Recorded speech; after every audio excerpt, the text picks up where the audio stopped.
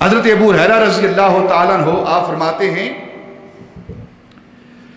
کہ ہم نبی پاک صلی اللہ علیہ وسلم کی بارگاہ میں بیٹھے ہوئے تھے.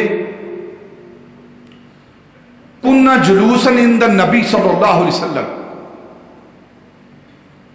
ہم حضور کی بارگاہ میں بیٹھے ہوئے تھے. یہ آیات سورہ جمعہ کی آیات نبی پاک صلی اللہ علیہ وسلم کی بارگاہ میں جبریل امین لے کر حاضر ہوئے. یہ سورت نازل ہوئی اور جب جبریل امین نبی پاک صلی اللہ علیہ وسلم کی بارگاہ میں یہ آیات لے کر حاضر ہوئے تو ایک شخص ان آیات کو سن کر نبی پاک صلی اللہ علیہ وسلم کی ذات سے اس نے عرض کی یا رسول اللہ اس سے مراد کون ہیں؟ وآخرین منہم لما یلحقوا بہم سے مراد کون ہیں؟ نبی پاک صلی اللہ علیہ وسلم خاموش رہے. اس شخص نے پھر دوسری بار سوال کیا یا رسول اللہ صلی اللہ علیہ وسلم اس سے مراد کون لوگ ہیں؟ تو نبی پاک صلی اللہ علیہ وسلم پھر خاموش رہے. پھر جب تیسری بار اس شخص نے سوال کیا تو نبی پاک صلی اللہ علیہ وسلم نے اپنا ہاتھ مبارک اپنا دست اقدس آگے بڑھایا اور نبی پاک صلی اللہ علیہ وسلم کے پاس حضرت سلمان فارسی رضی اللہ تعالیٰ عنہ آپ بیٹھے تھے.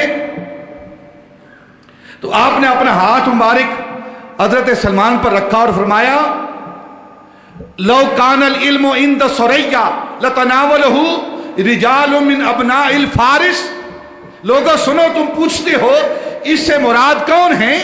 میں محمد تمہیں کہتا ہوں کہ اس کی نسل سے کچھ لوگ ہوں گے، فارس کے رہنے والے ہوں گے. اگر علم ثریا ستارے پر بھی ہوگا تو وہ وہاں سے بھی کھینچ لائیں گے.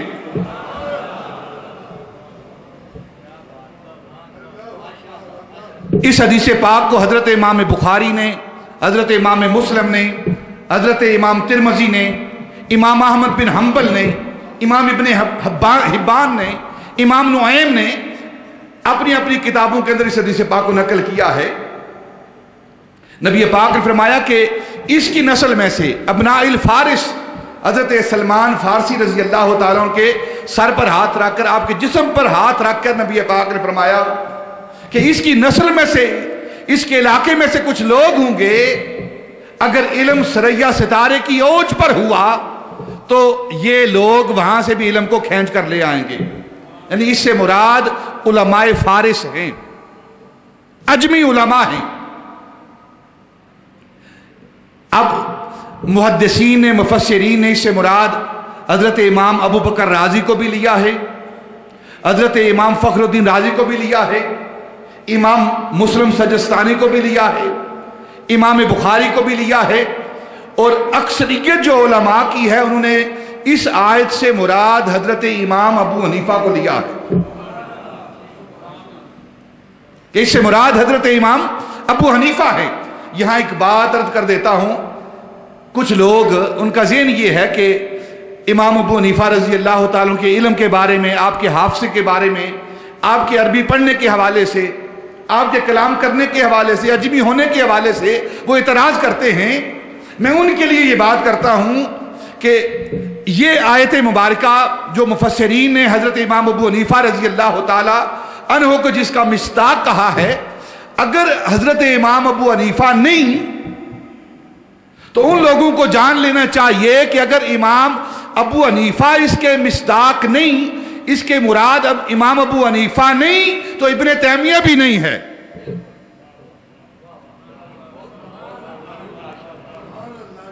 جو حضرت امام ابو حنیفہ پر اعتراض کرتے ہیں نا، اگر وہ کہتے ہیں کہ امام ابو حنیفہ مراد نہیں تو ہم کہتے ہیں کہ اگر امام ابو حنیفہ مراد نہیں تو ابن تیمیہ بھی مراد نہیں ہے.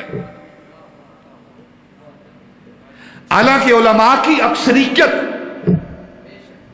اس طرف گئی ہے کہ اس آیت سے مراد وہ لوگ جن کو نبی پاک صلی اللہ علیہ وسلم حکمت سکھاتے ہیں، قرآن کی تعلیم دیتے ہیں، آیات سکھاتے ہیں، جن کا تزکیہ کرتے ہیں، ان لوگوں میں سے ایک ہستی حضرت امام ابو حنیفہ رضی اللہ تعالیٰ عنہ کی ہے۔ پھر یہ حدیث پاک جو میں نے آپ کے سامنے پیش کیا، جس کو حضرت امام بخاری نے، امام مسلم نے، ترمذی نے، ابن حبان نے اور دوسرے ائمہ محدثین نے اپنی اپنی کتابوں کے اندر اس حدیث پاک کو نقل کیا ہے۔ نبی پاک صلی اللہ علیہ وسلم تشریف فرما ہیں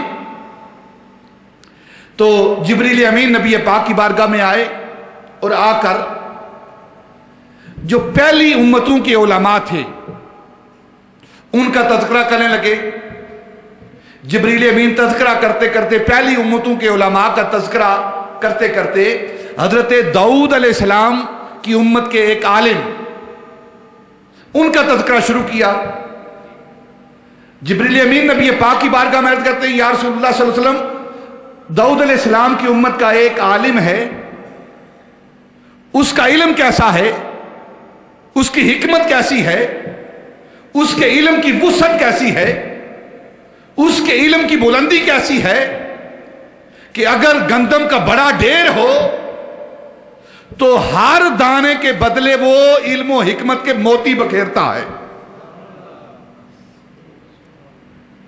گندم کے بڑے ڈھیر، ہر دانے کے بدلے میں وہ علم و حکمت کے موتی بکھیرتا ہے۔ یہ حضرت داؤد علیہ السلام کے عالم کی شان ہے۔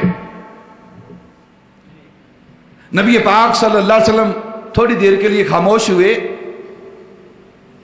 جبریل امین عرض کرنے لگے، یا رسول اللہ، اس عالم کا نام لقمان ہے، اس عالم کا نام لقمان ہے۔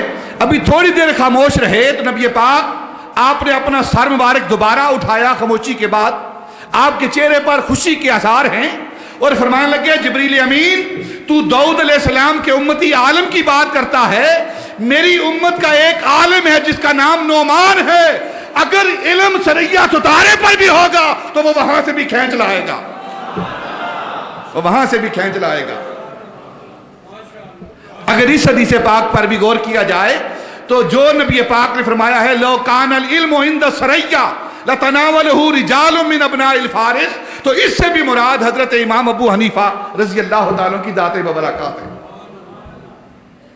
حضرت امام ابو حنیفہ رضی اللہ تعالیٰ عنہ کی ذات ببرکات، جو اس امت کے امام، کیسے امام ہیں، علم کا مرتبہ کیا ہے، آپ کی ذہانت کا مرتبہ کیا، غیر لوگ جو حضرت امام ابو حنیفہ رضی اللہ تعالی عنہ کی شان کے منکر ہیں، جو آپ کے مرتبے اور مقام کے منکر ہیں، وہ آپ پر طرح طرح کے الزام، کبھی قلت روایت کے الزام کہ ان سے بہت کم روایات جو ہیں وہ مروی ہیں، اور یہ ایک علمی بات ہے جو آپ کے سامنے رکھ رہا ہوں۔ کہتے ہیں جی کہ انہوں نے بہت کم روایات بیان کی ہیں، لہذا ان کا علم کم ہے، ان کا علم کم ہے۔ یہاں ایک بات عرض کرتا ہوں، اگر آپ احادیث کا مطالعہ کریں، روایات کا مطالعہ کریں، تو سیدنا عمر فاروق رضی اللہ تعالیٰ عنہ، سیدنا ابو بکر صدیق رضی اللہ تعالیٰ عنہ، سیدنا عثمان غنی رضی اللہ تعالیٰ عنہ، یہ وہ صحابہ ہیں جو امت میں سب سے افضل ہیں درجہ بدرجہ، اور ان کی جو روایت کردہ احادیث ہیں اگر ان کو پڑھا جائے تو ان تینوں میں سے کوئی بھی صحابی ایسا نہیں جس نے 1000 سے زیادہ روایات کو بیان کیا ہو جو ان سے مروی ہوں۔ 1000 سے کم روایات یہ بیان کرنے والے ہیں، اور ان کے مقابلے میں حضرت ابو ہریرہ کو دیکھا جائے تو ہزاروں حدیث وہ رسول اللہ سے بیان کرتے ہیں۔ تو کیا اب ابو ہریرہ رضی اللہ تعالیٰ عنہ ابو بکر سے زیادہ درجے والے ہیں، حضرت عمر فاروق سے زیادہ درجے والے، یا حضرت ابو ہریرہ رضی اللہ تعالیٰ عنہ ابو بکر عمر عثمان سے زیادہ علم والے ہیں؟ کثرت سے روایت کرنا کثرت علم پر دلیل نہیں ہے۔ اگر یہ دلیل ہوتی فضیلت کی کہ جو کثرت سے روایت کرتا ہے اس کی فضیلت دوسرے لوگوں پر زیادہ ہے، دوسرے لوگوں پر اس کی فضیلت ثابت ہے، تو پھر حضرت ابو ہریرہ کی فضیلت بھی ابو بکر پر ثابت ہوگی، हालांकि उम्मत का यह अकीदा है कि हजरत अबू बकर रजी अल्लाह ताला अन्हो न सिर्फ इस उम्मत से आदम अलैहिस्सलाम से लेकर ईसा अलैहिस्सलाम तक और ईसा अलैहिस्सलाम तक से लेकर क़यामत तक जो भी उम्मती आएगा उन सबसे अफजल जात सैयदना अबू बकर सिद्दीक की जात है। ये इतराज करना कि हजरत इमाम अबू हनीफा रजी अल्लाह ताला अन्हो आपने कम रवायात बयान की हैं लिहाजा आपकी फजीलत नहीं है, इल्मी फजीलत नहीं है, ये कोई मेयार नहीं है, ये कोई मेयार नहीं है बात करने का, ये इतराज का कोई मेयार नहीं है। ये दूसरे अलूम से जहालत और दूसरे अलूम से नावाकफी की बुनियाद है। हजरत इमाम अबू हनीफा रजी अल्लाह ताला अन्हु के बारे में यह कहा जाता है, एक और इतराज, कि आपको सिर्फ 17 हदीस याद थी। कितनी हदीस है? 17 सिर्फ ये हदीस याद थी, इतनी हदीस पाक याद थी उनको। और अगर आप पढ़े ना हजरत इमाम अबू हनीफा रजी अल्लाह ताला अन्हु को, आपके जो शागिर्द हैं उनकी किताब अल मबसूत पढ़ ले, 5000 से ज्यादा मसाइल हजरत इमाम अबू हनीफा के मसाइल जो आपने अहादीस से अखज़ किए हैं, वो 5000 से ज्यादा मसाइल हैं जो हजरत इमाम मोहम्मद ने जमा किए हैं, मबसूत के अंदर जमा हुए हैं। वो हजरत इमाम अबू हनीफा के बयान करदा मसाइल हैं। जो इमाम अबू हनीफा 17 हदीस से 5000 मसाइल इस्तिखराज कर सकता है, उसके इल्म का क्या मर्तबा होगा? उनका अकल, उनकी शऊर, उनका इदराक, उनका फहम कितना होगा कि जिनको सिर्फ बकौल उनके कि जिनको सिर्फ 17 हदीस आती हैं और उन 17 हदीस से 5000 मसाइल का इस्तिखराज कर रहे हैं। यहां तो हदीस समझ ही नहीं आती ना, पढ़ते सारे हैं, हदीस पढ़ते सारे हैं, लेकिन हदीस की समझ नहीं आती। वो इमाम अबू हनीफा एक हदीस को पढ़ते हैं और उससे सैकड़ों मसाइल इस्तेमाल करते हैं। फिर उसे हम अपना इमाम क्यों ना माने? जिसके इल्म का ये हाल है, जिसके हाफजे का ये हाल है, जिसकी अकल का ये हाल है कि एक हदीस से सैकड़ों मसाइल इस्तेमाल करता है, उसको अपना इमाम ना माने तो किसको अपना इमाम माने? हजरत इमाम अबू हनीफा रजी अल्लाह ताला की जात बबरकात, वो हजरत इमाम अबू हनीफा जिनको इमाम आजम कहने वाले उनके शागिर्द नहीं, कि सिर्फ आपके शागिर्दों ने आपको इमाम आजम कहा है, नहीं, हजरत इमाम आजम को इमाम आजम कहने वाले हजरत अब्दुल्ला बिन मुबारक रजी अल्लाह ताला की जात है। और हजरत अब्दुल्ला बिन मुबारक कौन है? हजरत अब्दुल्ला बिन मुबारक वो हस्ती हैं जिनको इमाम बुखारी से पहले अमीरुल मोमिनीन फिल हदीस कहा जाता था। अमीरुल मोमिनीन फिल हदीस हजरत अब्दुल्ला बिन मुबारक को कहा जाता था इमाम बुखारी से पहले। वो हजरत अब्दुल्ला बिन मुबारक हजरत इमाम अबू हनीफा रजी अल्लाह ताला अन्हु को इमाम आजम कहने वाले हैं। हजरत इमाम अहमद बिन हंबल उनके इल्म के किस तरह मानने वाले हैं। एक दिन हजरत इमाम अहमद बिन हंबल रजी अल्लाह ताला अन्हु अपनी मसनद पर तशरीफ फरमा हैं, तो हजरत अब्दुल्ला बिन मुबारक भी उनके पास बैठे हुए हैं। इतनी देर में मजलिस लगी हुई है तो हजरत इमाम अबू हनीफा रजी अल्लाह ताला तशरीफ लाए, तो हजरत इमाम अहमद बिन हंबल ने अपनी मसनद को छोड़ दिया और हजरत इमाम अबू हनीफा रजी अल्लाह ताला को अपनी मसनद पर बैठाया और खुद हजरत इमाम अहमद बिन हंबल आपके सामने दुजानू होकर बैठ गए। जितनी देर हजरत इमाम अबू हनीफा वहां तशरीफ फरमा रहे, मसनद पर विराजमान रहे, उतनी देर हजरत इमाम अहमद बिन हंबल सामने बैठे रहे। जब अपनी मर्जी से हजरत इमाम अबू हनीफा उठकर जाने लगे तो हजरत इमाम अहमद बिन हंबल ने दूर तक आपको रुखसत करने के लिए आपका साथ दिया। جب واپس لوٹے حضرت امام احمد بن حنبل اپنی مسجد میں بیٹھے تو حضرت عبداللہ بن مبارک پوچھتے ہیں یہ شخص کون ہے جس کے لیے آپ نے اتنی تعظیم کی ہے، اتنی تکریم کی ہے؟ تو فرمانے لگے جانتے نہیں یہ کون ہے؟ کہنے لگے کون ہے؟ تو حضرت امام احمد بن حنبل فرمانے لگے یہ ابو حنیفہ ہیں، یہ ابو حنیفہ ہیں، اور اللہ رب العزت نے اتنی عقل عطا فرمائی ہے، اتنا شعور عطا فرمایا ہے، اتنی درایت عطا فرمائی ہے، اگر یہ شخص یہ دعویٰ کرے کہ یہ پتھر کا جو ستون ہے اگر یہ کہے کہ یہ سونے کا ہے تو اپنے دلائل سے ثابت کر سکتا ہے، اتنی اللہ رب العزت نے عقل عطا فرمائی ہے۔ اگر پتھر کے ستون کو کہے یہ سونے کا ہے تو اپنے دلائل سے یہ ثابت کر سکتا ہے۔ اور حضرت امام شافعی رضی اللہ تعالیٰ عنہ جو حضرت امام ابو حنیفہ کے شاگرد ہیں، ان نے کہا ہے کہ آج تک کسی ماں نے آپ جیسا ذہین، عقل مند، فطین آدمی جنم ہی نہیں دیا۔ امام شافعی تو یہ کہیں کہ آپ ذہین و فطین ہیں، عقل مند ہیں، امام احمد بن حنبل تو کہیں کہ آپ عقل مند ہیں، عقل رکھنے والے ہیں، شعور رکھنے والے ہیں، فہم رکھنے والے ہیں، دین کی سمجھ رکھنے والے ہیں، اور آج کا کوئی بندہ اٹھ کر کہہ نہیں جی ابو حنیفہ رضی اللہ تعالیٰ عنہ کو صرف 17 حدیث یاد تھی۔ اب یہاں ایک اور بات کرتا ہوں، وہ لوگ حضرت امام ابو حنیفہ رضی اللہ تعالیٰ عنہ پر اعتراض کرتے ہیں نا، کہتے ہیں صرف 17 حدیث یاد تھی، ان کو آتا کچھ نہیں تھا، ان کا دین کمزور تھا، حدیث کی روایت کمزور تھی۔ ان کے لیے ایک بات کرتا ہوں، حضرت امام ابو حنیفہ رضی اللہ تعالیٰ عنہ کہ آپ سیرت کا مطالعہ کریں، حضرت امام ابو حنیفہ رضی اللہ تعالیٰ عنہ نے اپنی زندگی میں 55 حج کیے ہیں۔ کتنے حج کیے ہیں؟ 55 حج کیے ہیں۔ اور یہ جو اعتراض کرنے والے ہیں ایک بار حج کرتے ہیں،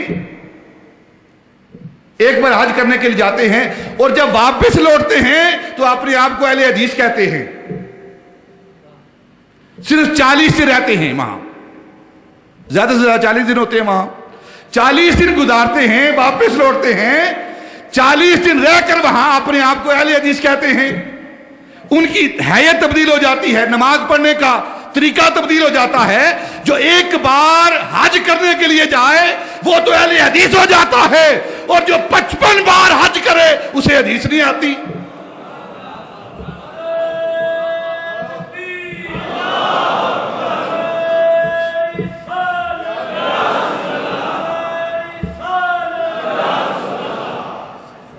ایک بار حج کرنے سے یہ اہل حدیث کے لوگ بیٹھتے ہیں اور کہتے ہیں کہ ہماری نماز اس طرح کی ہے، ہمیں اتنی حدیثیں آتی ہیں۔ اور حضرت امام ابو حنیفہ رضی اللہ تعالیٰ عنہ 55 بار آپ حج کو جاتے ہیں، اپنی زندگی میں 55 حج کیے ہیں۔ چلو اگر ایک ہی حدیث ایک بار یاد رکھتے نا، ہر سفر میں ایک حدیث یاد کرتے پھر بھی 55 حدیث ہوتی۔ کوئی کند سے کند ذہن آدمی وہ بھی اگر جائے نا تو 40 دن میں اگر یاد کرنا چاہے تو ایک حدیث یاد کر سکتا ہے۔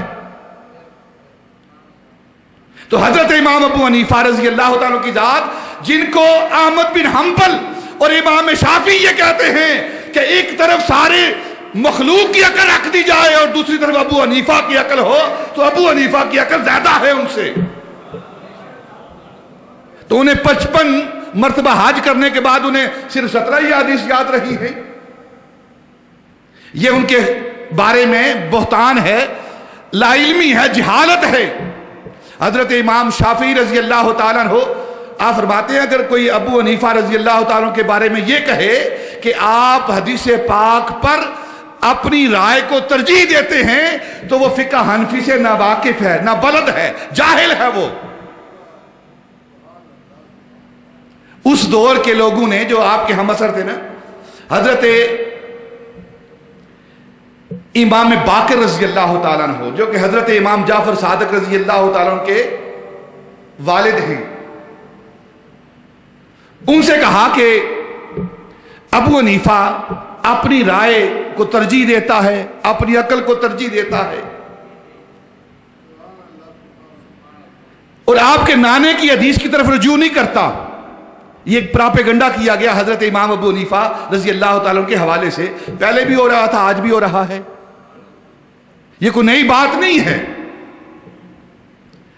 جب حضرت امام باقر رضی اللہ تعالیٰ کو یہ کہا گیا تو ایک دن اچانک حضرت امام باقر رضی اللہ تعالیٰ اور حضرت امام ابو حنیفہ کی ملاقات ہوئی. حضرت امام باقر کا رویہ کچھ ایسا تھا کہ حضرت امام ابو حنیفہ رضی اللہ تعالیٰ نے محسوس کیا کہ یہ مجھ سے ناراض لگتے ہیں. آپ نے پوچھا حضور آپ کا رویہ میرے بارے میں کچھ محسوس کر رہا ہوں میں، آپ کا عمل، آپ کا محبت پر عمل میرے ساتھ نہیں ہے، میں سبب پوچھ سکتا ہوں؟ تو حضرت امام باقر رضی اللہ تعالیٰ نے فرمایا کہ میں نے سنا ہے تو میرے نانے کی حدیث کو ترجیح نہیں دیتا، اپنی عقل کو ترجیح دیتا ہے، اپنے قیاس کو ترجیح دیتا ہے. جب حضرت امام ابو حنیفہ رضی اللہ تعالیٰ نے یہ سنا نا تو آپ کے خوف اور ڈر کی وجہ سے رونگٹے کھڑے ہو گئے. آپ فرمانے لگے یہ کس طرح ہو سکتا ہے کہ ابو حنیفہ اپنی بات کرے اور آپ کے نانے کی بات نہ کرے؟ ابو حنیفہ سے یہ کام نہیں ہو سکتا. آپ نے جب یہ بات حضرت امام باقر سے سنی تو عرض کرنے لگے حضور اگر آپ اجازت فرمائیں تو تھوڑا وقت مجھے عنایت فرمائیں، میں چند باتیں، چند سوال آپ سے کرنا چاہتا ہوں. بیٹھ گئے حضرت امام ابو حنیفہ بھی اور حضرت امام باقر بھی بیٹھ گئے. تو حضرت امام ابو حنیفہ رضی اللہ تعالیٰ نے پوچھا حضور ایک سوال کروں اگر آپ اجازت فرمائیں؟ آپ نے فرمایا ہاں سوال کرو. حضرت امام ابو حنیفہ پوچھتے ہیں حضور یہ بتائیے کہ مرد زیادہ قوی ہے یا عورت؟ یہ سوال کیا حضرت امام ابو حنیفہ نے حضرت امام باقر رضی اللہ تعالیٰ سے. حضرت امام باقر رضی اللہ تعالیٰ نے فرمانے لگے کہ مرد قوی ہے. قرآن پاک کی آیت ہے الرجال قوامون علی النساء. تو حضرت امام ابو حنیفہ رضی اللہ تعالیٰ عنہ کرنے لگے آپ نے فرمایا ہے کہ مرد جو ہے وہ عورتوں پر قوی ہے. تو اب وراثت کا جو مسئلہ ہے اس کے بارے میں بتائیے کہ مرد کی وراثت کیا ہے اور عورت کی وراثت کیا ہے، مرد کا حصہ کیا ہے اور عورت کا حصہ کیا ہے. حضرت امام باقر کہنے لگے کہ رسول اللہ صلی اللہ علیہ وسلم کی حدیث کے مطابق عورت کا حصہ آدھا ہے اور مرد کا پورا حصہ ہے. آپ حضرت امام ابو حنیفہ عرض کرنے لگے آپ نے یہ کہا ہے کہ عورت ضعیف ہے مرد طاقتور ہے، عورت کمزور ہے مرد طاقتور ہے، اور پھر حصے کی وراثت کی تقسیم کی بات کر رہے ہیں. حدیث یہ کہتی ہے کہ عورت کو آدھا حصہ ملے گا مرد کو پورا ملے گا. آپ فرماتے ہیں عقل یہ کہتی ہے، عقل کا تقاضا یہ ہے جو کمزور ہے اس کو زیادہ حصہ ملنا چاہیے.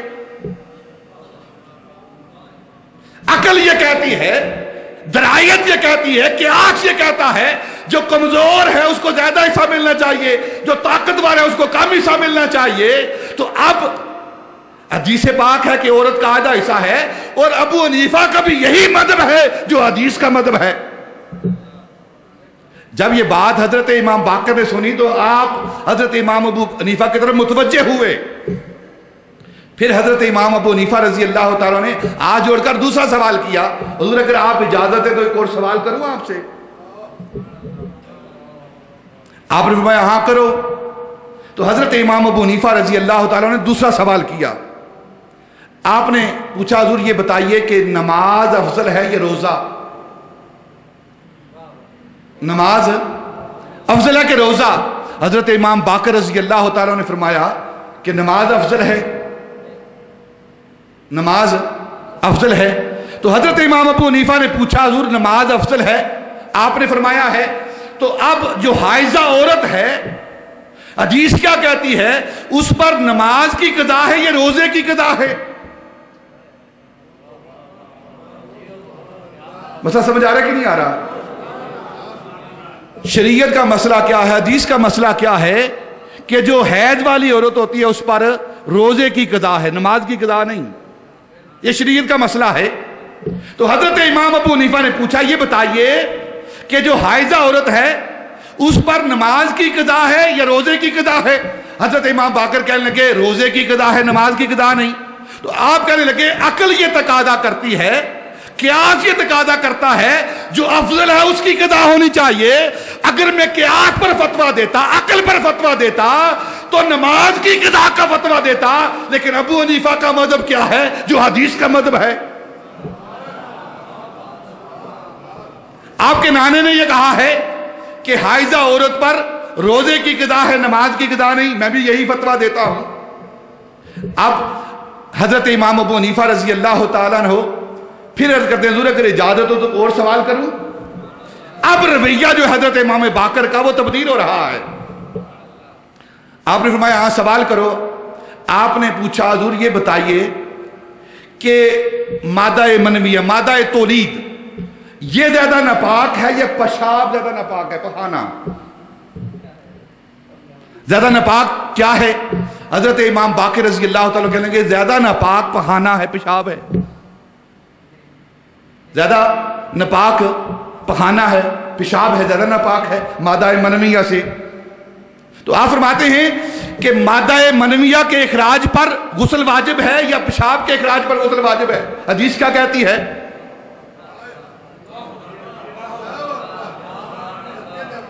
حدیث کیا کہتی ہے؟ تو حضرت امام باقر کہنے لگے میرے آقا کی، میرے نبی کی، میرے نانے کی حدیث یہ ہے کہ مادہ منویہ کے اخراج پر غسل واجب ہے۔ آپ فرمانے عقل یہ کہتی ہے جو زیادہ ناپاک ہو اس کے اخراج پر غسل ہونا چاہیے، لیکن ابو حنیفہ پیشاب کے اخراج پر غسل کا فتویٰ نہیں دیتا۔ ابو حنیفہ مادہ منویہ کے اخراج پر غسل کا فتویٰ دیتا ہے جو کہ حدیث پاک ہے۔ پھر سوال کیا حضور اگر اجازت اور سوال کروں؟ آپ نے کہا سوال کرو، ابو حنیفہ ہے نا، اور سوال کروں؟ آپ نے کہا کرو سوال۔ تو آپ نے فرمایا یہ بتائیے کہ جو انسان روزہ رکھتا ہے اگر بھول کر کچھ کھا لیتا ہے تو کیا اس کا روزہ رہتا ہے، ٹوٹ جاتا ہے؟ حضرت امام باقر نے کہا اس کا روزہ رہتا ہے، نہیں ٹوٹتا۔ جو روزے کی حالت میں بھول چوک کر کھا لے اس کا روزہ ختم نہیں ہوتا، بلکہ حدیث پاک میں آتا ہے جو بھول کر کھاتا ہے نا روزے کی حالت میں تو اللہ رب العزت اس کی مہمان نوازی کرتے ہیں۔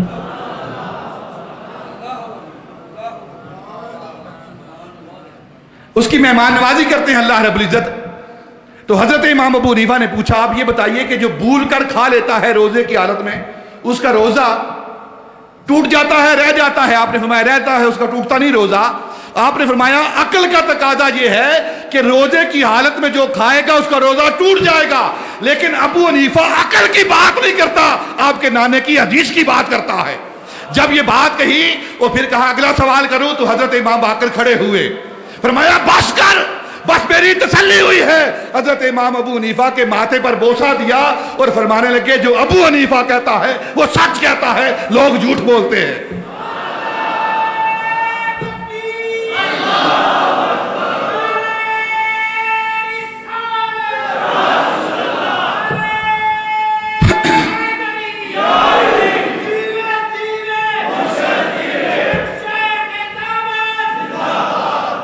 یہ حضرت امام ابو حنیفہ ہیں جو امام باقر سے گفتگو کر رہے ہیں۔ اور پھر کون؟ حضرت امام ابو حنیفہ رضی اللہ تعالی عنہ۔ آپ فرماتے ہیں لولا سنتان لہلک النعمان، اگر نعمان ابو حنیفہ 2 سال امام جعفر صادق کی مجلس میں نہ بیٹھتا تو نعمان ہلاک ہو جاتا۔ یعنی کیا ہوا ہے 2 سال؟ کیا ہوا ہے؟ حضرت امام ابو حنیفہ رضی اللہ تعالیٰ عنہ حضرت امام جعفر صادق رضی اللہ تعالیٰ عنہ سے نبی پاک صلی اللہ علیہ وسلم کی حدیث سیکھتے رہے ہیں، دین سیکھتے رہے۔ حضرت امام ابو حنیفہ کس سے دین سیکھتے رہے ہیں؟ حضرت امام جعفر صادق رضی اللہ تعالیٰ عنہ سے۔ امام جعفر صادق کون ہیں؟ اہل بیت کے امام۔ ان سے دین سیکھنے والے، ان سے روایت لینے والے، ان سے دین نبوی سیکھنے والے کون ہیں؟ ابو حنیفہ۔ اب اگر کوئی فقہ جعفری علیحدہ ہوتی تو اس کو ابو حنیفہ مروج کرتا۔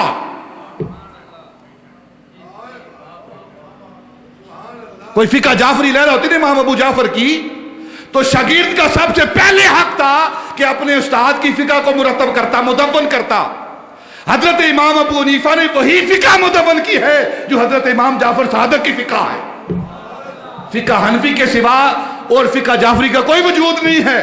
فقہ جعفری وہی ہے جو فقہ حنفی ہے۔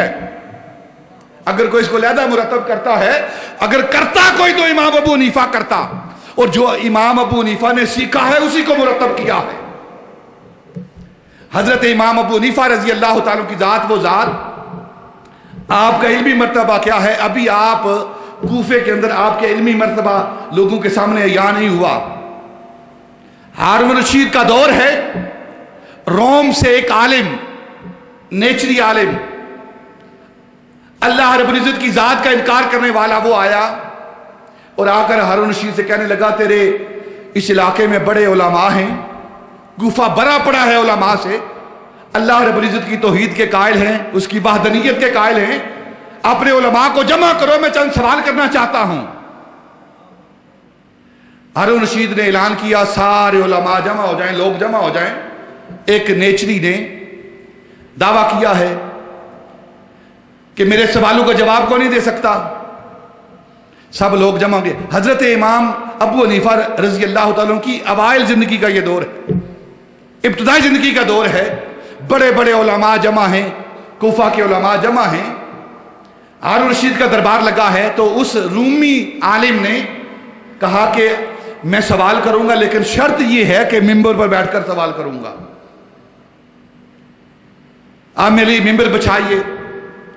ہارون رشید نے حکم دیا، ممبر بچھا دیا گیا۔ وہ رومی عالم ممبر پر چڑھا، اس نے کہا میرا سوال یہ ہے، تم اللہ کی توحید کے قائل ہو، یہ بتاؤ خدا سے پہلے کون تھا؟ ایک سوال کیا، پھر اس نے دوسرا سوال کیا، یہ بتاؤ کہ اگر تمہارا خدا ہے، رب ہے، تو اس کا منہ کس طرف ہے؟ اور پھر اس نے تیسرا سوال کیا اس رومی عالم نے کہ تم کہتے ہو ہمارا خدا ہے، تو اگر ہے تو بتاؤ اس وقت وہ کیا کر رہا ہے؟ سارے علماء محبوط ہیں، سوچ رہے ہیں کیا جواب دیں اس کی باتوں کا۔ یکا یک ایک نوجوان آگے بڑھتا ہے، کہتا ہے کہ جو اس نے سوال کیے ہیں اس کا جواب میں دیتا ہوں، لیکن میری بھی شرط ہے، میری بھی ایک شرط ہے۔ ہارون رشید نے پوچھا کیا شرط ہے؟ کہنے لگے کہ اس نے سوال کیے ہیں ممبر پر بیٹھ کر، میں بھی جواب دوں گا ممبر پر بیٹھ کر، میرے لیے بھی ممبر بچایا جائے، اس کو نیچے اتارا جائے۔ ہارون رشید نے حکم دیا کہ تم نیچے اتر جاؤ، تم سوال کر بیٹھے ہو، اب جواب دینے والا ممبر پر بیٹھ کر جواب دے گا۔ حضرت امام ابو حنیفہ رضی اللہ تعالیٰ نے فرمایا ہاں سوال کر، آپ ممبر پر بیٹھ کے جلوہ افروز ہو گئے۔ تو اس نے، وہ جو رومی عالم تھا، اس نے کھڑے ہو کر سوال کیا، تم پہلا سوال یہ ہے کہ تم کہتے ہو ہمارا خدا ہے، ایک ہے، تو بتاؤ اس سے پہلے کون تھا؟ حضرت امام ابو حنیفہ نے فرمایا تجھے گنتی آتی ہے؟ کہنے لگا ہاں آتی ہے۔ فرمایا گنو، کہنے لگا 1 2 3 4 5 6 7 8 9 10 10 گن کر خاموش ہوا۔ آپ نے فرمایا واپس گنو اس کو۔ اس نے واپس گننا شروع کیا، 10 9 8 7 6 5 4 3 2 1۔ فرمایا آگے گنو، پیچھے گنو اس کو۔ کہنے لگا 1 سے پہلے کوئی نہیں۔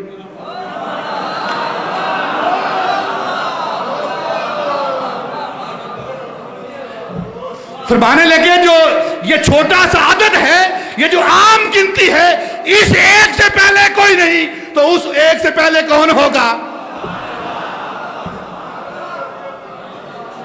اس 1 سے پہلے کون ہوگا؟ وہ بڑا پریشان ہوا۔ آپ نے فرمایا دوسرا سوال کر۔ کہنے لگا میرا دوسرا سوال یہ ہے کہ اگر تمہارا خدا موجود ہے تو بتاؤ اس کا چہرہ کس طرف ہے؟ آپ نے فرمایا ایک شمع جلاؤ، موم بتی جلاؤ۔ موم بتی جلائی تو اسے کہا بتا اس موم بتی کا چہرہ کس طرف ہے؟ کہنے لگا اس کا چہرہ سب طرف ہے۔ فرمانے لگے جو عارضی نور ہے اس کی حالت یہ ہے کہ تو اس کے چہرے کو سمت کو متعین نہیں کر سکتا، اور جو حقیقی نور ہے اس کے چہرے کو کس طرح تو متعین کرے گا؟ جو عارضی نور ہے، شمع کا نور ہے، اس کے چہرے کو تو متعین نہیں کر سکتا۔ کہ اس کا چہرہ کس طرف ہے اور جو حقیقی نور ہے اس کے چہرے کو کس طرح متعین کرے گا؟ وہ بڑا پریشان ہوا. آپ نے فرمایا تیسرا سوال کرتے رہو. تیسرا سوال کیا ہے؟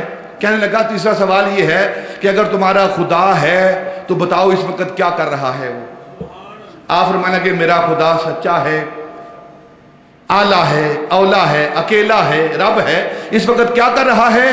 اس وقت تجھے مجمع میں کھڑے کر وہ ذلیل کر رہا ہے اور ابو حنیفہ کو عزت دے رہا ہے.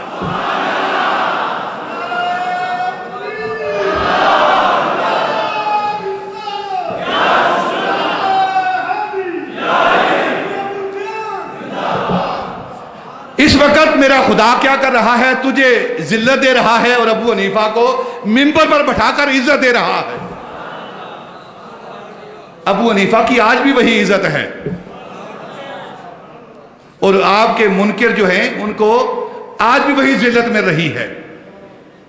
کون؟ حضرت امام ابو حنیفہ رضی اللہ تعالیٰ عنہ کی بات عرض کرتا ہوں. آپ کی فقہ کا، آپ کی سمجھ کا عالم کیا ہے؟ آپ سے ایک عالم نے سوال کیا، آخری بات کرتا ہوں، انشاءاللہ آپ کی فقہ پر آئندہ جمعہ گفتگو کروں گا اور بقیہ جو آپ کی سیرت اس پر ایک بات کر دیتا ہوں کہ آپ کی سمجھ کیسی تھی، آپ کی اپروچ، آپ کا معیار مدار کیسا تھا. کسی عالم نے سوال کیا حضرت امام ابو حنیفہ رضی اللہ تعالیٰ عنہ سے کہ آپ نے کوئی ایسا فتویٰ دیا ہو، کوئی ایسا مسئلہ بتایا ہو جس فتوے کے بعد، جس مسئلے کے بعد آپ پریشان ہو، پشیمان ہوں، آپ کو دکھ لگا ہو اس کا. کہنے لگے ہاں ایک مسئلہ میں نے بتایا ہے، ایک فتویٰ میں نے دیا ہے، اس فتوے کے بعد، اس مسئلہ بتانے کے بعد ابو حنیفہ پشیمان ہوا ہے. وہ عالم کہنے لگا وہ کون سا مسئلہ ہے، کون سا فتویٰ ہے؟ کہنے لگے ایک شخص میرے پاس آیا، اس نے آ کر مجھ سے کہا کہ ایک عورت ہے، حاملہ ہے اور وہ مر گئی ہے، لیکن اس کے پیٹ کے اندر بچہ جو ہے وہ ہل رہا ہے، زندہ ہے، تو اب کیا کرنا چاہیے؟ کیا کرنا چاہیے اب؟ تو آپ فرماتے میں نے اسے فتویٰ دیا کہ اس مردہ عورت کا پیٹ چاک کر کے اسے بچہ نکال لینا چاہیے. آپ فرماتے وہ شخص میرا جواب سن کے چلا گیا، لیکن مجھے بڑا افسوس ہوا، میں بڑا پشیمان ہوا کہ مجھے نہیں پتا وہ بچہ زندہ نکلا کہ نہیں نکلا، لیکن جو میں نے حکم دیا ہے مردے کے پیٹ پھاڑنے کا، جو اس کو تکلیف ہوئی ہے مجھے اس کا بڑا دکھ ہوا ہے. وہ شخص، وہ عالم جو آپ سے سوال کر رہا تھا، کہنے لگا آپ پشیمان کیوں ہوتے ہیں، پریشان کیوں ہوتے ہیں، آپ غمزدہ کیوں ہوتے ہیں؟ یہ آپ کے اجتہاد کا اثر ہے، اس کی برکت ہے کہ اس مردہ عورت کے پیٹ سے جو جنم لینے والا بچہ ہے وہ میں ہی ہوں. حضرت امام مزنی رضی اللہ تعالیٰ عنہ، جو حضرت امام طحاوی رضی اللہ تعالیٰ عنہ کے ماموں ہیں. حضرت مزنی کون ہیں؟ علماء جانتے ہیں، جو پڑھے لکھے ہیں، مطالعہ کرنے والے، پتہ ہے انہیں. یہ حضرت امام شافعی رضی اللہ تعالیٰ عنہ کے شاگردوں کے شاگرد ہیں اور حضرت امام شافعی کی فقہ کے بہت بڑے عالم ہیں حضرت امام مزنی. اور حضرت امام طحاوی یہ فقہ حنفی کے بہت بڑے عالم ہیں. اور یہ پہلے حضرت امام طحاوی پہلے شافعی تھے، پہلے شافعی تھے. ایک مسئلہ ایسا پیش آیا ان کے، اسی کے ساتھ وہ متعلق ہے مسئلہ، اسی مسئلے کے ساتھ جو میں نے پہلے بیان کیا ہے. حضرت امام طحاوی نے اپنے ماموں حضرت امام مزنی سے پوچھا کہ اگر کوئی عورت حاملہ ہے، اس کے پیٹ کے اندر بچہ ہے اور وہ مر جاتی ہے تو آپ کی فقہ کیا کہتی ہے؟ حضرت امام شافعی کہ اس عالم سے حضرت امام طحاوی نے پوچھا آپ کی فقہ کیا کہتی ہے؟ حضرت امام مزنی نے کہا کہ اس عورت کو اس بچے سمیت دفن کر دیا جائے، اس کے پیٹ کو چاک نہ کیا جائے. پھر یہی امام طحاوی آپ فرماتے ہیں کہ میں نے یہ مسئلہ پوچھا، مجھے اپنی پیدائش کا علم تھا کہ میری پیدائش کس طرح ہوئی ہے. تو آپ فرماتے ہیں اس کے بعد میرا دل جو ہے وہ حضرت امام ابو حنیفہ کی فقہ کی طرف مائل ہوا. آپ فرماتے ہیں میں فقہ پڑھ رہا تھا حضرت امام ابو حنیفہ کی کتابیں پڑھتا تھا تو میں نے اس مسئلے کو پڑھا حضرت امام ابو حنیفہ کی فقہ کے اندر کہ اگر کوئی بچہ اپنی ماں کے پیٹ کے اندر ہے، زندہ ہے، اور ماں فوت ہو جاتی ہے تو اس ماں کا پیٹ چاک کر کے زندہ کو نکال لیا جائے گا۔ آپ نے اپنے ماموں سے کہا ماموں جان میں آپ کی فقہ کو سلام کرتا ہوں، چھوڑتا ہوں آج کے بعد۔ انہوں نے کہا کیوں چھوڑتا ہے؟ کہنے لگے کہ جو فقہ میری زندگی کا تحفظ نہیں دیتی میں اسے کیا کروں؟ کیونکہ حضرت امام طحاوی بھی اسی طرح پیدا ہوئے تھے۔ جب آپ کی پیدائش ہوئی تو آپ کی والدہ کا انتقال ہو چکا تھا، فوت ہو چکی تھی، اور حضرت امام طحاوی اپنی ماں کی پیٹ کے اندر وہ زندہ تھے۔ تو حضرت امام طحاوی رضی اللہ تعالیٰ کی ماں کے پیٹ کو چاک کر کے پھر ان کو نکالا گیا۔ تو امام شافعی کا جو مسلک ہے وہ یہ ہے کہ بچے کو پیٹ سے نہیں نکالا جائے گا، زندہ دفن کر دیا جائے گا۔ اور حضرت امام ابو حنیفہ کا مسلک کیا ہے کہ اس زندے کا کیا قصور ہے، ماں کے پیٹ کو چاک کر کے اس کو نکال لیا جائے گا۔ وہ حضرت امام طحاوی جو فقہ حنفی کے پھر سب سے بڑے عالم گردانے جاتے ہیں اور 3 صدی ہجری کے مجدد قرار دیے جاتے ہیں، حضرت امام ابو جعفر طحاوی رضی اللہ تعالیٰ عنہ۔ حضرت امام ابو حنیفہ رضی اللہ تعالیٰ کی ذات کون ہے، ان کا مرتبہ اور مقام کیا ہے؟ حضرت خواجہ اجمیری جیسے، حضرت داتا علی اجمیری جیسے، حضرت ابراہیم بن ادم جیسے، حضرت امام ربانی جیسے، حضرت شاہ نقشبند بخاری جیسے، یہ وہ ہستیاں ہیں، حضرت بابا فرید جیسے،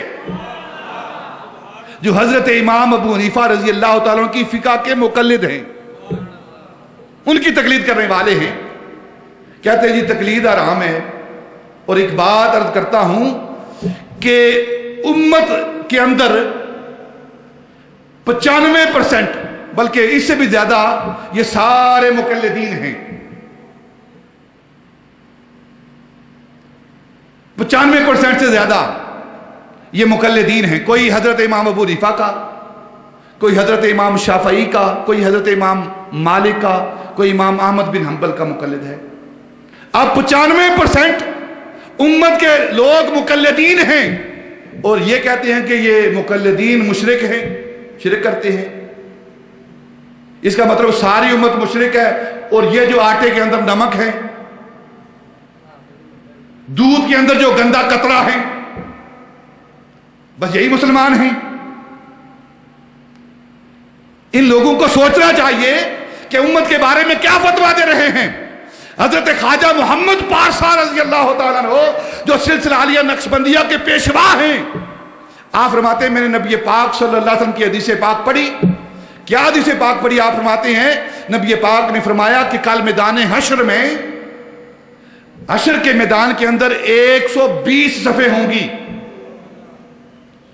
تمام لوگ جو پہلی امتوں کے لوگ جمع ہوں گے تو 120 صفیں ہوں گی۔ آپ فرماتے ہیں کہ 40 صفیں پہلی ساری امتوں کی، 40 صفیں آدم علیہ السلام سے لے کر حضرت عیسیٰ علیہ السلام تک امت کے جتنے بھی افراد ہوئے ہیں ان سب کو جمع کیا جائے گا تو ان کی صفیں کتنی ہیں؟ 40۔ اور فرماتے ہیں کہ پھر باقی کتنی بچتی ہیں؟ 80 صفیں۔ آپ فرماتے ہیں یہ 80 صفیں یہ نبی پاک صلی اللہ علیہ وسلم کی امت کی صفیں ہیں۔ سارے نبیوں کی امت اکٹھی کی جائے تو نبی پاک کی امت سے آدھی امت، 80 صفیں یہ نبی پاک کی امتیوں کی ہیں۔ اور آپ فرماتے ہیں میں نے تأمل کیا، غور کیا تو کیا دیکھتا ہوں کہ ان 80 صفوں میں 60 صفیں حضرت امام ابو حنیفہ کے مقلدین کی ہیں۔ 60 صفیں حضرت امام ابو حنیفہ کے مقلدین کی ہیں میدان حشر کے اندر، جو اللہ کی بارگاہ میں پیش کیے جا رہے ہیں۔ 60 صفیں حضرت امام ابو حنیفہ کی اور 20 صفیں یہ حضرت امام احمد بن حنبل، امام مالک اور امام شافعی کے مقلدین کی۔ اور جو غیر مقلدین ہیں پتہ نہیں وہ کس صف میں ہیں۔ میرا یہ ایمان کہتا ہے وہ کسی صف میں نہیں، وہ پہلے ہی چلے گئے ہیں، انہیں پہلے ہی بھیج دیا گیا ہے جاؤ جہنم کا نظارہ کرو۔ یہ لوگ اللہ کی بارگاہ میں پیش کیے جائیں گے اور جنت ان کے مقدر ہوگی، ان کا شمار کسی صف میں نہیں ہے۔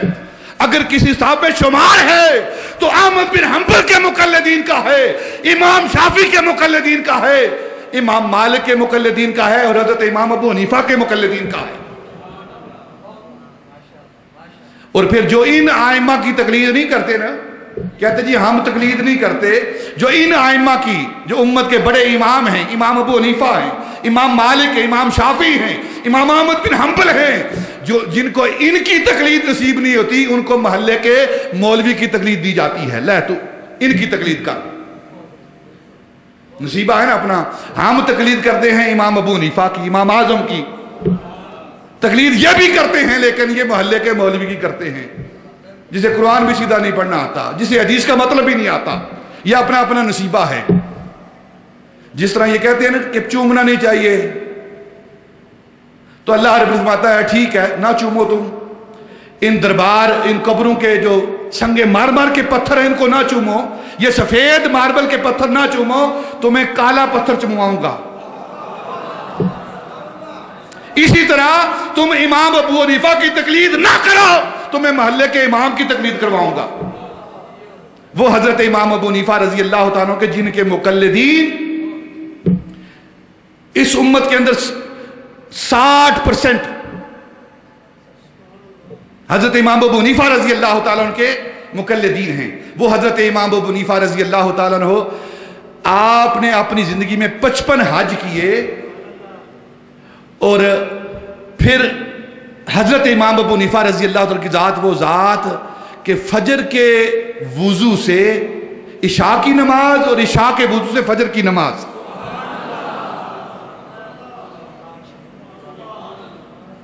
اور پھر جس مقام پر حضرت امام ابو حنیفہ کی قبر ہے اس مقام پر بیٹھ کر حضرت امام ابو حنیفہ نے 7000 قرآن ختم کیے. 7000 قرآن پاک ختم کیے وہاں جہاں آپ کی قبر ہے. اور حضرت امام شافعی رضی اللہ عنہ کہتے ہیں کہ جب بھی مجھ پر کوئی مشکل آتی ہے، کسی مسئلے کی سمجھ نہیں آتی، تو امام شافعی کہتے ہیں میں کیا کرتا ہوں کہ ابو حنیفہ کی قبر پر جاتا ہوں، ابو حنیفہ کی قبر پر جاتا ہوں اور ابو حنیفہ کے وسیلے سے اللہ کی بارگاہ میں دعا کرتا ہوں، وہاں نوافل ادا کرتا ہوں، تو ابو حنیفہ کے وسیلے سے اللہ میری مشکل کو حل کر دیتا ہے. اور پھر حضرت امام شافعی فرماتے ہیں کہ جب میں ابو حنیفہ کی قبر پر جا کر نوافل ادا کرتا ہوں تو میں کیا کرتا ہوں، ان کے ادب اور احترام کی وجہ سے اپنا مذہب چھوڑ دیتا ہوں، نہ وہاں جا کر رفع یدین کرتا ہوں، نہ آمین بالجار کہتا ہوں، بلکہ جو ابو حنیفہ کا مسلک ہے اس کے مطابق نماز ادا کرتا ہوں. امام شافعی تو اتنا احترام کریں کیونکہ ان کے نصیبے میں ادب ہے، تعظیم ہے، اور ادب والے ہی مراد والے ہوتے ہیں. امام شافعی رضی اللہ تعالیٰ عنہ وہ تو ابو حنیفہ کے وسیلے سے اللہ کی بارگاہ میں دعا کریں اور ابو حنیفہ کی قبر پر جائیں. یہ بزرگوں کا عقیدہ ہے، اولیاء کی قبروں پر جانا، بزرگوں کی قبروں پر جانا اور ان کے وسیلے سے دعا کرنا، یہ امام شافعی کا عقیدہ ہے اور ان کا عمل ہے جو اس امت کے امام ہیں. اور اگر کوئی بندہ روکتا ہے نہیں جی قبر پر نہیں جانا، تو پتہ نہیں وہ کہاں سے حدیثیں لاتا ہے، کہاں سے بات کرتا ہے. یہ موضوع نہیں قبر پر جانے کا، لیکن ایک حدیث پاک عرض کر دیتا ہوں جو منع کرتے ہیں نا. نبی پاک نے مسلم شریف کے حدیث پاک ہے، آپ نے فرمایا کنت نہیتکم عن زیارت القبور الا فزوروها فانها تزاحد الدنیا وتذکر الاخرہ. نبی پاک نے فرمایا پہلے میں نے تجھے منع کیا تھا کہ قبروں پر نہیں جانا، الا فزوروها، اب تمہیں اجازت دیتا ہوں. یہ جو حدیثیں پیش کرتے ہیں یہ منسوخ حدیث کو پیش کرتے ہیں، اور جسے ناسخ و منسوخ کا علم ہی نہیں آتا، جسے ناسخ و منسوخ کا علم نہیں آتا، اسے کوئی حق نہیں کہ وہ منبر رسول پر بیٹھے. حضرت مولا علی رضی اللہ تعالیٰ آپ کوفے میں داخل ہوئے، ایک مولوی باز کر رہا تھا منبر پر بیٹھ کر. آپ نے فرمایا تجھے قرآن کے ناسخ و منسوخ آتے ہیں؟ حضرت امام ابو حنیفہ رضی اللہ تعالیٰ کی ذات و برکات، آپ کی فقہ کیسی ہے اور آپ کی فقہ کا معیار اور مدار کیسا ہے، اور صوفیاء نے، علماء نے، محدثین نے آپ کے بارے میں کیا نظریہ رکھا ہے، انشاءاللہ آئندہ جمعہ المبارک میں بیان کیا جائے گا. وما علینا الا البلاغ.